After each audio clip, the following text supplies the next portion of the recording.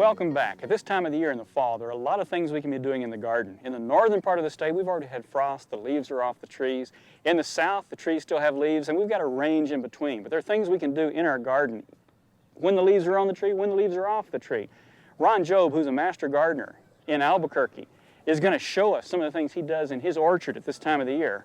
Ron, I see you got a little cleaning up you want to do here. Hi, Curtis. Welcome. Yeah, this is a good time of the year to look at your trees while the leaves are still on. The dead ones are very readily recognizable. When the leaves drop, sometimes you miss one or two once in a while. And even in the north, you can still tell the difference. I can see this one, it died back right to here, and about where you want to make your final cut when you cut this branch off. Right.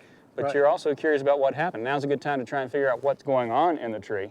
Correct. As we look at this, there could be some diseases that did this, and probably some diseases involved. But the real ultimate source is your cattle chewing on the bark of the tree here. Yeah, this is a tough go. When to try to pasture an orchard is a pretty touchy situation. Yeah, and so they've damaged this, and you can see the damage running up here, the cracked bark. So you've got a lot of dead bark in here. And that's going up into here, and this is what is providing nutrients and water to that branch. So it essentially died of thirst and starvation, and so we might as well remove it. And so you're going to be cutting, you first got to clear stuff out of your way. Yeah, I'm going to clear this off right here, and then I'm going to make an undercut, and then I'm going to cut it off here, and then I'm going to make my final cut on the collar right here, right where this dead spot, the bark's dried up right to there, and this looks like live tissue over here. Right, and a lot of times a dead branch is a real good way to find out where a branch collar is, so that's useful in this case. Right. Well, let's watch you do it.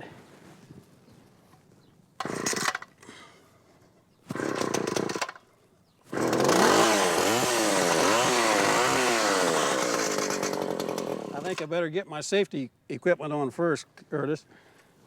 I need my glasses. We do want you safe, and we want to show people how to do it in the safest way possible. So I'm glad you thought, turn it off, set it down, and get safetied up. And here we go.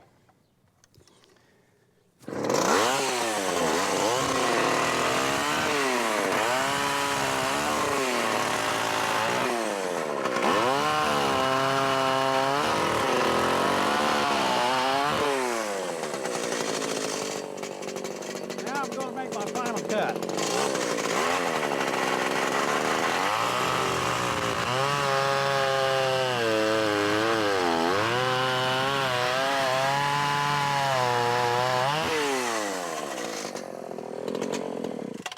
Ron, thank you. This is something we can be doing this time of the year, getting out here, cleaning up, getting things ready. And as I understand, you've got a few other things you do. One, we'll show this in a little while, but how to clean the tools after you're through. Yeah, after you leave one tree and go to the next tree, that's when you need to sterilize your instruments. Well, we don't want to carry disease from one to the next. Right, because the blight especially is real easy to spread, isn't it? Am I correct? Fire blight can be spread in this manner, so we want to be careful. But there's another thing you do in your orchard this time of the year too. With the cold weather coming, if it's going to get really cold, the ground's going to freeze, we want to charge that soil with water. So you said you're going to show us how you irrigate your orchard.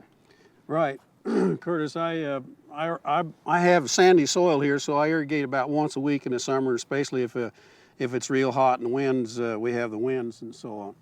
But to get your trees prepared for the fall, they definitely need the moisture.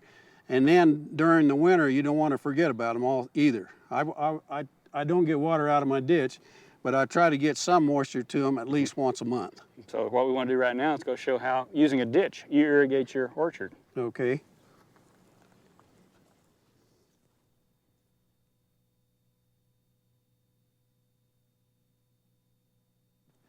Well, Ron, I see you've got a concrete ditch here, so you've got efficiency. You're not losing water in the soil when you don't want to. Yeah, and the weed problem is nil, and no washouts. It's really a benefit to. And there's your gate. Yeah. Okay, now we got water. Now we got water. Oh, here it is. I can see it coming out right over here. Okay, so now it's getting out, irrigating your orchard. Water spreading out. Flood irrigation is a good way to do it.